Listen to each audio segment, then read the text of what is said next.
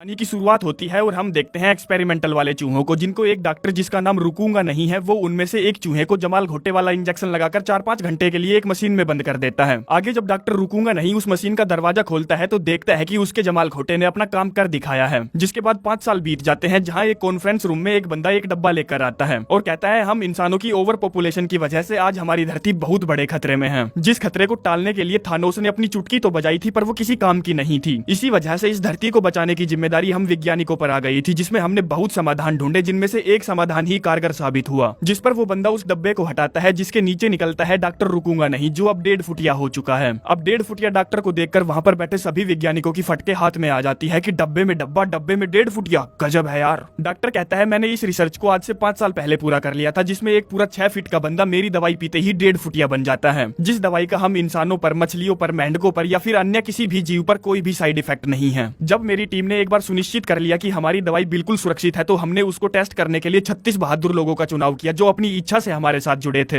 जिनमें से एक मेरी वाइफ भी है। 1.5 फुटिया होने की प्रक्रिया बिल्कुल आसान है, जिसमें किसी भी प्रकार का कोई दर्द नहीं होता, बस हल्की सी बेचैनी होती है और वो भी 1-2 घंटे में चली जाती है। हमने उन 36 1.5 फुटिया लोगों के रहने के लिए एक 23 बाय 36 फीट का एक गाँव बनाया, जिस गाँव में एक सामान्य इंसान ढंग से बैठ भी नहीं सकता। वहाँ वो 36 लोग पिछले 4 सालों से रह रहे हैं। तभी एक बंदा कूड़े की पन्नी लेकर आता है और कहता है ये कूड़ा उन 36 लोगों का है जो पिछले 4 सालों में इकट्ठा हुआ है। आप इस कूड़े से ही अंदाजा लगा सकते हो कि ये कदम मानवता की तरफ कितना बड़ा है। जिसके बाद उन 36 लोगों को एक ट्रॉली में लटकाकर सभी के सामने लाया जाता है, जो कि बहुत खुश नजर आ रहे थे और उन पर किसी भी तरह का कोई साइड इफेक्ट नजर नहीं आ रहा था। जो सब कुछ टीवी पर दिखाया जा रहा था, तो ये खबर पूरी दुनिया में फैल जाती है कि कैसे इंसान छोटा होकर प्लेनेट को बचा सकता है। जैसे कि वो छोटा होने के बाद कम पानी पिएगा, कम वेस्टेज करेगा, कम खाएगा, कम कचरा फैलाएगा, छोटी गाड़ियां चलाएगा, कम पोल्यूशन होगा और भी ऐसी ही बहुत सारी चीजें। जो खबर ये बंदा जिसका नाम सिपलीगर है वो भी देख रहा था, जो उस खबर से बहुत ज्यादा प्रभावित हो जाता है, जो कि अपनी वाइफ के साथ एक छोटे से घर में रहता है और एक कंपनी में मेडिकल हेल्थ चेकर का काम करता है। आगे इंसानों को छोटा करने वाली खोज को 10 साल बीत जाते हैं, जहां अब तक सिपलीगर अपने खर्चों से बहुत परेशान हो चुका था। ऊपर से उसकी वाइफ उसके लिए नया घर खरीदने के लिए डंडा दे रही थी, जिसकी किस्त भरते भरते एक दिन वो कब्र में जाने वाला था। आगे एक शाम वो अपनी वाइफ के साथ एक पार्टी में होता है, जिस पार्टी में कोई एक छोटा सा डब्बा लेकर आता है, जिसके अंदर थे नादान परिंदे। जो परिंदे और कोई नहीं सिपलीगर के दोस्त थे, जो हाल ही में ही 1.5 फुटिया बने हैं, जिनको देखने के लिए सभी लोग ऐसे झुंड बनाकर खड़े हो जाते हैं जैसे चिड़ियाघर में कोई नया जानवर आया हो। सिपलीगर पूछता है दोस्त तू ये बता तूने छोटे होने का डिसीजन क्यों लिया? वो कहता है यार मैं अपनी जिंदगी से पक चुका था और मुझे कुछ नया करने की जरूरत थी, इसीलिए मैं धरती बचाओ आंदोलन में शामिल हो गया। छोटा होने के बाद साला एक आम मजदूर इंसान भी राजाओं की तरह अपनी जिंदगी जी सकता है। हमें रहने के लिए बड़े बड़े घर मिलते हैं, बेस्ट डॉक्टर मिलते हैं, बेस्ट रेस्टोरेंट मिलते हैं, एक सपनों का शहर मिलता है और हर वो खुशी मिलती है जो एक आम आदमी अफोर्ड नहीं कर सकता। अगले दिन वो दोनों हस्बैंड वाइफ भी छोटे होने की प्रोसेस वगैरह, फायदे नुकसान वगैरह समझने के लिए छुटकू लैंड पहुंचते हैं, जहाँ वो देखते हैं कि छोटे लोगों के लिए बहुत ही आलीशान आलीशान घर बनाए गए हैं, जो कि बहुत खूबसूरत है और सबसे बड़ी बात वो अंडर बजट भी है, जिनको खरीदने के लिए उन्हें अपना ईमान नहीं बेचना पड़ेगा। एक 1.5 फुटिया आदमी कहता है मैं अपने सपनों के घर में रहता हूँ, जिस घर को पाने की असलियत में मेरी औकात नहीं थी, जो सब कुछ मुमकिन हो पाया सिर्फ और सिर्फ छोटा होने की वजह से। जिसके बाद वो अपने घर को 2 हिस्सों में खोल देता है। कहता है अगर कभी मुझे ठंडी हवा खाने का मन करता है तो मैं अपने घर को ऐसे ही 2 हिस्सों में खोल देता हूँ। जिसके बाद वो बताता है कि मेरी वाइफ ने अभी अपने हाथ में डायमंड का ब्रेसलेट पहना है, डायमंड की रिंग पहनी है, डायमंड के झुमके पहने हैं, डायमंड का नेकलेस पहना है, जिनकी कीमत सुनकर आपके होश उड़ जाएंगे, जो कि है पूरे $83। बोले तो 6 से 7 हजार रुपए में ही उसकी वाइफ के सारे शौक पूरे हो गए थे। कहता है मेरी जान तू इतने पैसे मत खर्च किया कर, इतने पैसों से जानती है हम 3 महीनों का राशन ले आते। जो सब सुनकर वहाँ पर बैठे सभी लोगों के पिछवाड़े के नीचे से धरती खिसक जाती है कि साला सब कुछ इतना सस्ता।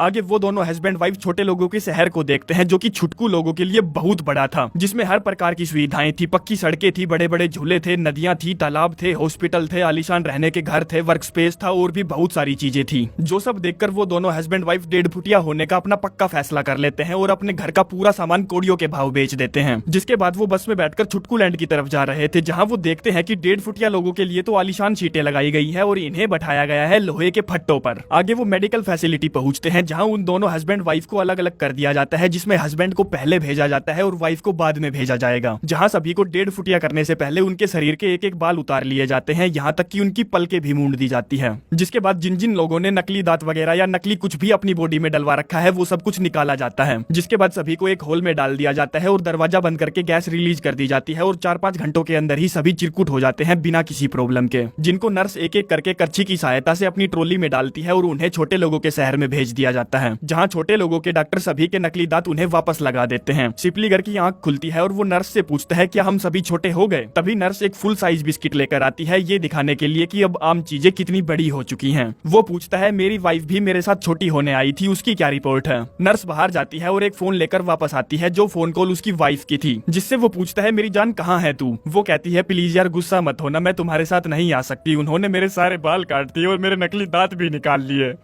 मुझे अपने दोस्त चाहिए, अपने माँ बाप चाहिए, उनके बिना मैं नहीं रह सकती। वो कहता है तू एक काम कर वापस आ जा, हम दोनों शांति से बैठकर बात करते हैं। वाइफ कहती है मेरे सिपलीगर जाते जाते मैं तुझे एक लाइन कहना चाहती हूँ, बकरे की जान तलवार के नीचे, लड़की की जान सलवार के नीचे, मत भाग मेरी जान तू मेरे पीछे, प्यार कर उसी से जो खुशी से कर दे तेरे लिए अपनी सलवार नीचे। वो कहता है मैं क्यों करूँ किसी की सलवार नीचे, तू ही आजा मेरी तलवार के नीचे, ले जाऊंगा तुझे झाड़ियों के पीछे, फिर करूंगा आगे पीछे, सहम जाएगी तू अपनी सांसें खींचे, अगले दिन पेड़ के पीछे, फिर करूंगा ऊपर नीचे। वाइफ कहती है तू गाइड मरा अपनी झाड़ के पीछे, नहीं आ रही मैं तेरी तलवार के नीचे। जिस पर वो गुस्से में कहता है चल साली भाग जा यहाँ से, भाड़ में जा, दोबारा मुझे अपनी शकल मत दिखाना। आगे एक छोटा बंदा उसे छोटी गाड़ी में बैठाकर छोटे शहर घुमाता है और उसे उसके छोटे घर पर छोड़ता है, जो घर सचमुच बहुत बड़ा था, बहुत ज्यादा आलीशान था, जिस घर को वो कभी अपने सामान्य रूप में खरीदने के बारे में भी नहीं सोच सकता था। पर अब खरीद कर भी क्या उखाड़ लिया, क्योंकि उसकी जीवन साथी तो उसके साथ थी ही नहीं, इसीलिए वो घर उसके लिए सिर्फ एक मकान था और कुछ नहीं। तभी एक डिलीवरी ट्रक आता है जिसमें से एक 1.5 फुटिया उसकी बड़ी बड़ी शादी की अंगूठी लेकर आता है, जो कि सचमुच बहुत भारी थी। धीरे धीरे ऐसे ही एक साल बीत जाता है और एक दिन उसके पास डिवोर्स पेपर आते हैं, जिन पर वो चढ़कर जितने बड़े साइन कर सकता था उतने बड़े साइन करता है और अपनी धोखेबाज बीवी को तलाक दे देता है। अब उसके पास करने के लिए कुछ नहीं था तो वो एक कॉल सेंटर में काम करता है, जिसकी 1 महीने की तनख्वाह को वो अपने पूरे जीवन भर बैठकर खा सकता था। एक रात वो अपने पड़ोसी जिसका नाम रंडगुल्ला था उसकी पार्टी में जाता है, जिस पार्टी में उसे एक लड़की मिलती है जो उसे एक्सपायर वाली गोली देती है, जिससे उसको भयंकर वाला नशा होता है और सुबह जाकर ही उसकी आंख खुलती है, जहां 3 सफाई कर्मी आती है, जिनमें से एक लंगड़ी थी जो रंडगुल्ला के घर से दवाइयां चोरी कर रही थी। सिपलीगर पूछता है तुम ये दवाइयां क्यों चुरा रही हो? लंगड़ी टांग कहती है मिस्टर रंडगुल्ला ने मुझे पूरी आजादी दे रखी है, जिसमें मैं जो भी चाहूँ उनके घर से ले सकती हूँ, इसीलिए मैं ये दवाइयां ले रही हूँ, क्योंकि मेरी एक दोस्त की तबीयत बहुत ज्यादा खराब है। जो बोलकर वो वहाँ से जाने लगती है तो सिपलीगर कहता है तुम्हारा नकली पैर खराब हो चुका है और अगर तुमने उसको ठीक नहीं करवाया तो तुम्हें अपने कुल्ले को और अपनी रीढ़ की हड्डी को रिप्लेस करवाना पड़ेगा। लंगड़ी टांग पूछती है तुम्हें इस सब के बारे में इतना कैसे पता? वो कहता है पहले मैं एक मेडिकल हेल्थ चेकर हुआ करता था। लंगड़ी कहती है ये तो अच्छी बात है, इसीलिए तुम अभी मेरे साथ मेरे घर चलोगे मेरी फ्रेंड को देखने के लिए, जहाँ वो देखता है कि छोटे गरीब लोगों के रहने के लिए एक अलग कॉलोनी बना रखी है, जो उस रईस इलाके के बाहर थी, जहाँ बड़े बड़े फुल साइज के कुछ कंटेनर रखे हुए थे, जिनके अंदर गरीब छोटे लोगों को ठूस ठूस कर रखा गया था। आगे वो लंगड़ी टांग की फ्रेंड को देखता है जिसके पेट में कैंसर था, जिसका इलाज करवाने के लिए उसे हॉस्पिटल जाने की जरूरत थी, पर हॉस्पिटल का बिल भरने के लिए लंगड़ी टांग के पास पैसे नहीं थे। वो पूछती है मैं इसे कौन सी गोलियां दूं ताकि इसे दर्द ना हो? सिपलीगर उसे पेन किलर देने के लिए कहता है। लंगड़ी कहती है इसके बारे में इतना मत सोचो, ये जल्द ही मर जाएगी, तुम कल फिर से आ जाना इसकी देखभाल करने के लिए।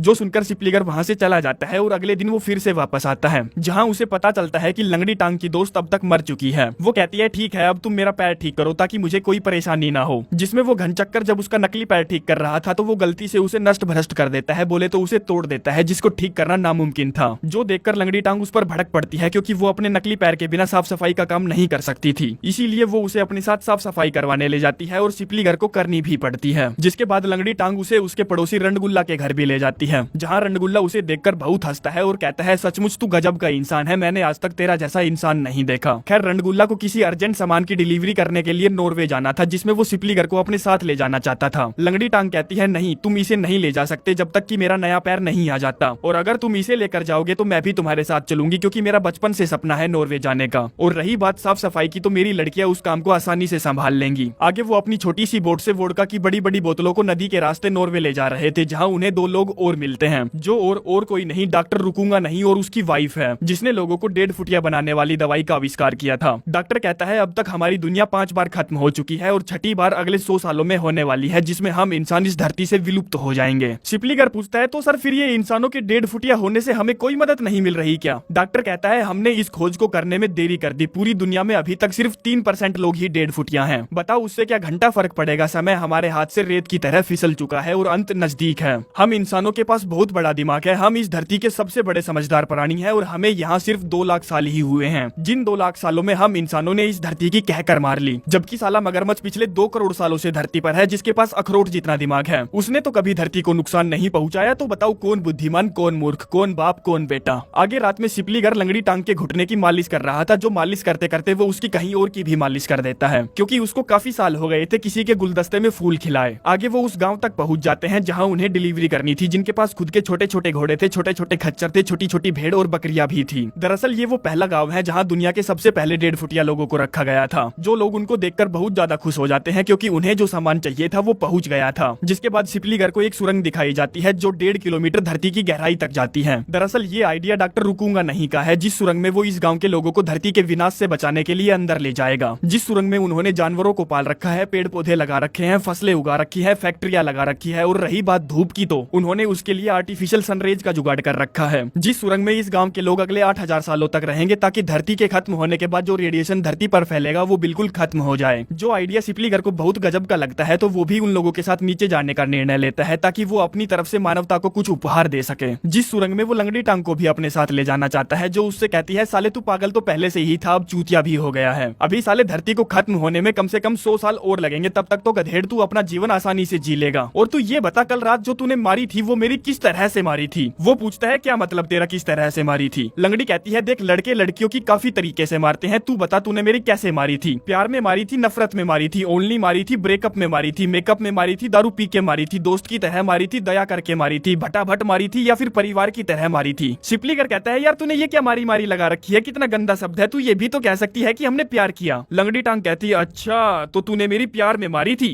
पर फिर भी मुझको समझ में नहीं आ रहा कि तू नीचे उस गड्ढे में क्या अपनी गांड मरवाने जा रहा है जबकि तूने मेरी प्यार में मारी थी। मुझे तो लगता है साले तूने मेरी दया में मारी थी, क्योंकि अगर तूने मेरी प्यार में मारी होती तो तू नीचे नहीं जाता। वो कहता है यार मैं सच कह रहा हूँ, मैंने तेरी प्यार में मारी थी क्योंकि तू सचमुच एक असाधारण व्यक्ति है और मैं तुझसे प्यार करता हूँ, इसीलिए मैं चाहता हूँ कि तू मेरे साथ उस सुरंग में चले। जिस पर लंगड़ी टांग अपनी आंखों में पानी भरकर कहती है नहीं मैं नहीं जाऊंगी उस सुरंग में, तुम्हें जाना है तो जाओ, मैं यहीं रहूंगी। आगे अंधेरा हो जाता है और उस गाँव में रहने वाले सभी लोग सुरंग में जाने लगते हैं, जिनमें अपना सिपलीगर भी था, जिसको लंगड़ी टांग और उसका पड़ोसी दूर से देख रहे थे इस उम्मीद में कि वो नहीं जाएगा, पर वो चला जाता है। जिस सुरंग में थोड़ा बहुत चलने के बाद वो एक आदमी से पूछता है दोस्त ये बता ये सुरंग ऊपर की तरफ क्यों जा रही है? वो कहता है ये हमारे डॉक्टर रुकूंगा नहीं का प्लान है, जिसके अंदर सुरंग पहले ऊपर जाएगी फिर नीचे जाएगी ताकि हम बाढ़ के खतरे से बच सकें। सिपलीगर पूछता है उस जगह तक पहुंचने में हमें कितना टाइम लगेगा? वो कहता है 11 घंटों तक हमें ऐसे ही लगातार चलना पड़ेगा, तब जाकर हम वहाँ पहुंच जाएंगे। जो सुनकर उसको धक धक होने लगती है और वो पीछे मुड़कर देखता है, जहाँ एक बंदा सुरंग का दरवाजा बंद कर रहा था वो दौड़कर वापस जाता है और सुरंग से बाहर आ जाता है, जहाँ लंगड़ी टांग अभी भी उसका इंतजार कर रही थी क्योंकि उसे पता था कि वो चूतिया वापस जरूर आएगा। जिसके वहाँ से निकलते ही एक छोटा सा ब्लास्ट होता है और सुरंग का दरवाजा डिस्ट्रॉय कर दिया जाता है ताकि कोई भी अंदर ना जा सके और ना ही कोई अंदर का बाहर आ सके। आगे वो सभी अपने छोटे शहर की तरफ निकल पड़ते हैं, जिसके साथ ही ये कहानी यहीं पर समाप्त हो जाती है। और हमें इस कहानी से ये सीख मिलती है कि हम इंसान बुद्धिमान होने के बावजूद सबसे बड़े बेवकूफ हैं। क्या जरूरत थी हमें ऐसी फैक्ट्रियों की, ऐसी कारों की? क्या जरूरत थी ऐसी इन्वेंशन की जो कल को हमारी मानवता पर, हमारी बुद्धिमत्ता पर ही सवाल उठाए? इस धरती पर बाकी के जानवर भी तो जिंदा है, वैसे हम भी रह लेते, क्योंकि हम किसी जानवर से कम